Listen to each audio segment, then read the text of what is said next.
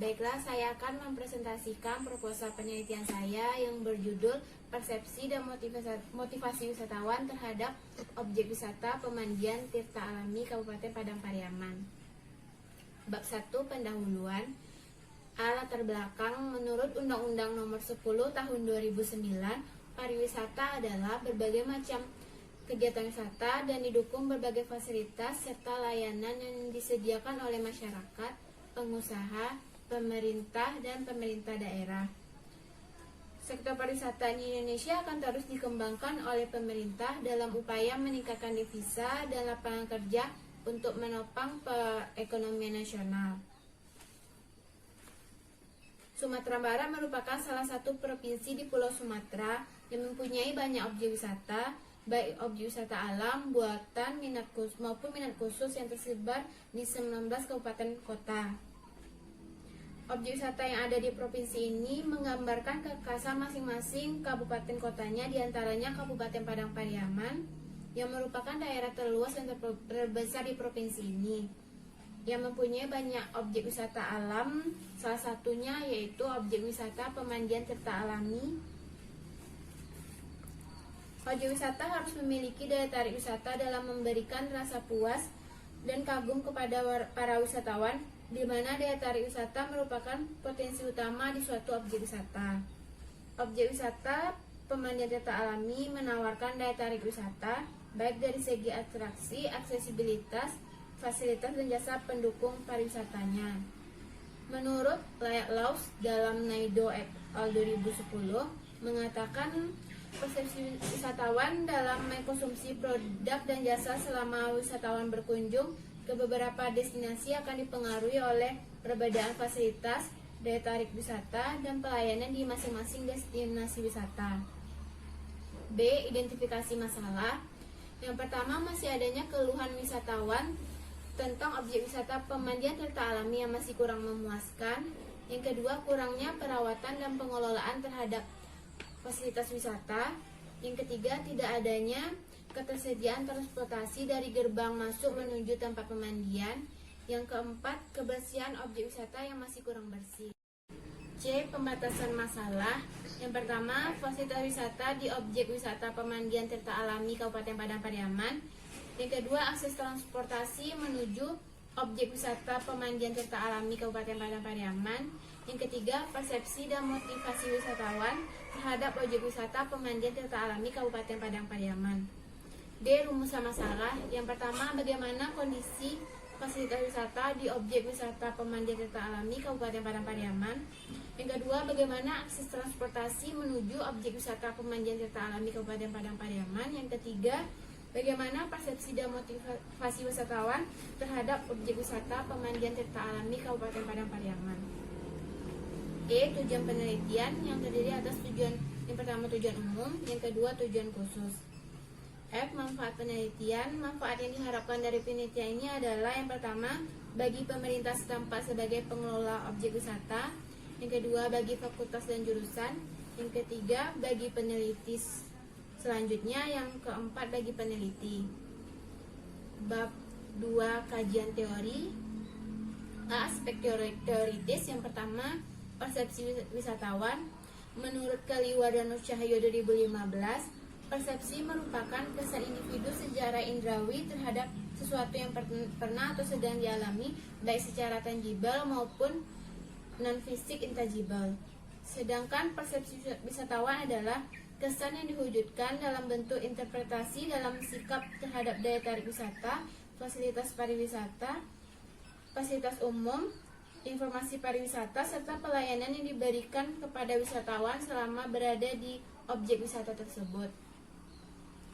Selanjutnya, menurut Setiawan dan Suryasi 2016, persepsi wisatawan sangat dibutuhkan oleh pihak pengelola fasilitas objek wisata sebagai bahan acuan dalam melakukan pembenahan. Jadi dapat disimpulkan bahwa persepsi wisatawan merupakan kesan dan penilaian dari wisatawan tentang objek wisata melalui indera-indera yang dimiliki yang akan memenuhi kepuasan berwisata. Yang kedua, motivasi wisatawan.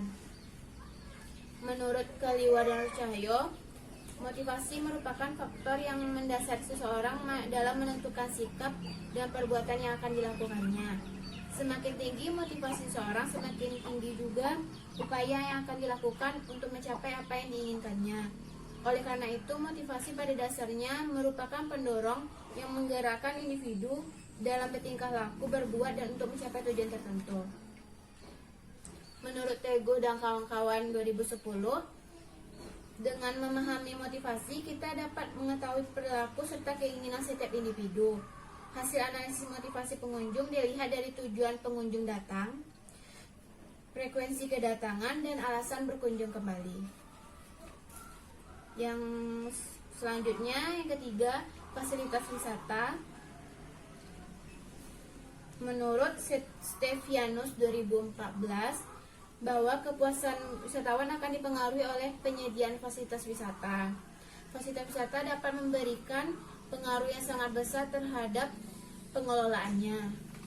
Menurut Wahyuningsi 2018, fasilitas dikelompokkan menjadi 3 bagian, yaitu yang pertama, fasilitas utama, yang merupakan suatu sarana yang dibutuhkan atau dirasakan sangat perlu selama pengunjung berada di suatu objek wisata.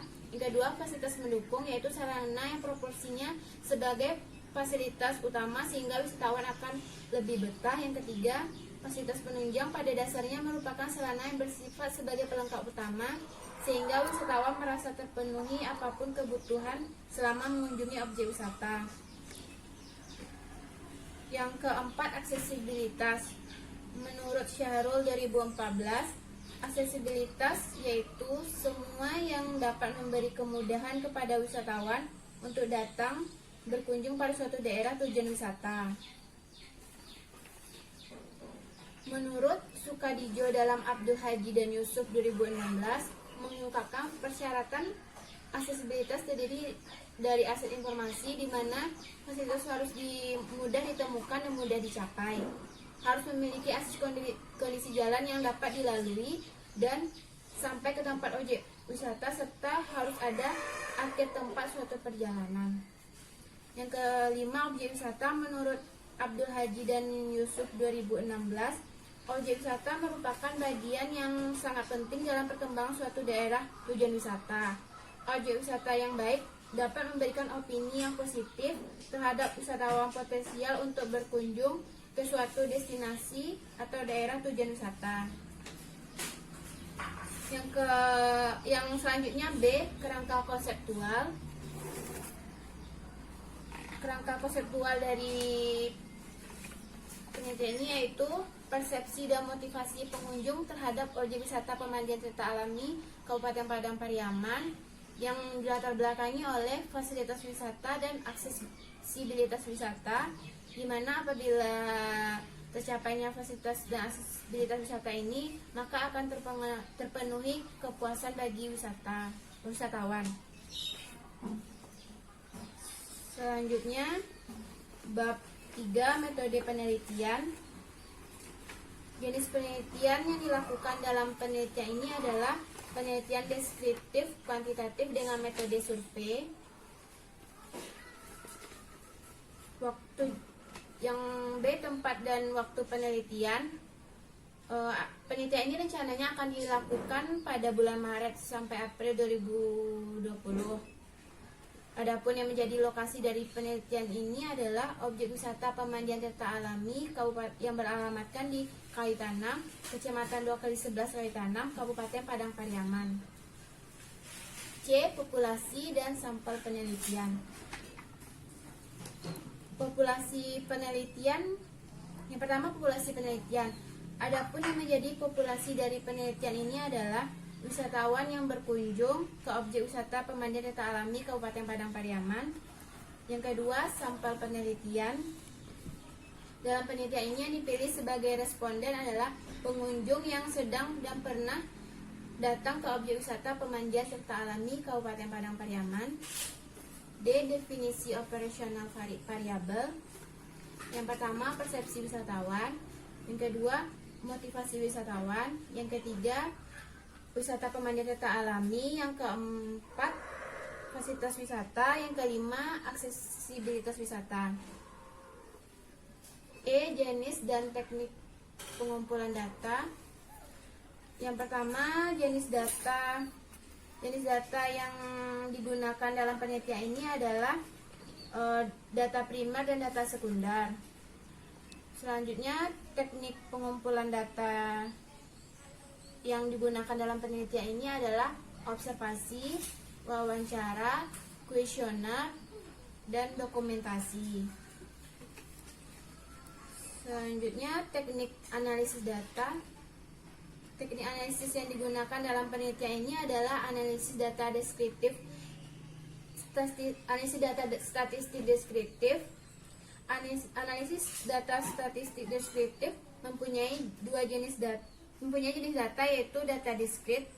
Jenis data diskrit menurut Arikunto 2010 yaitu data yang hanya dikelompokkan secara terpisah menjadi dua atau beberapa kelompok yang tidak ada hubungannya. Baiklah, sekian presentasi proposal penelitian saya. Terima kasih.